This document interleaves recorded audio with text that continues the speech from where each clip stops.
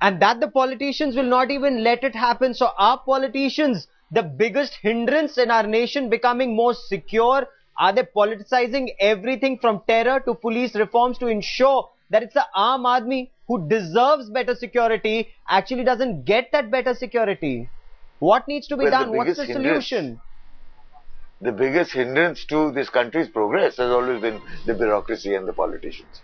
I mean, there's no question about that. If you look at it from any competitive point of view, and once they let go, which is even a huge minor step, we jumped into mainstream. I mean, we started competing with everybody else in the world.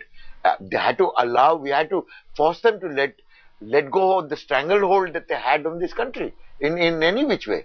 Now, the fact is that police reforms, I think, are the single most important factor for Mumbai city. We had the best police force in this country at any given time. Today, we're limping, we're hurting, and we're bleeding. And if we do not force the politicians to let go that stranglehold over the police, just so that they can play, cops and robbers, basically, then we will never ever get proper intelligence gathering. Okay.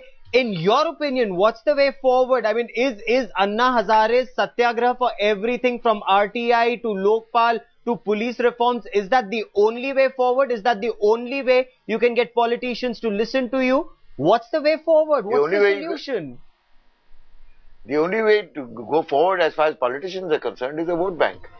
If you can get people to come out onto the street like they did the last time when there were bomb blasts in Mumbai, when there were terrorist attacks, everybody came out. We changed the chief minister. We even got rid of a home minister. And there was a lot of shakage that went on politically, even in Delhi. I mean, you heard the reverberations all the way up to Delhi. Now, the fact is that we've turned complacent again. I think we need a show of strength.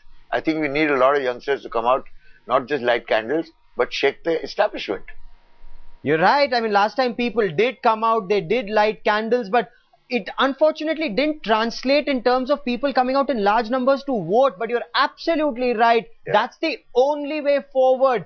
It's only when politicians know they're not there forever, it's only then perhaps you can get them to act and hope this nation is safer. Prahlad Kakkar, stay on with us. We also have our reporters who are across Mumbai, the 3 sites that were attacked by terrorists on the 13th of July. We'll go back to our terrorists, but before we move on, we'll go back to our reporters. We'll talk about these terrorists. Let's now talk about the death toll from last week's triple bomb blast in Mumbai. It's now climbed to 20. One of the wounded succumbed to his injuries.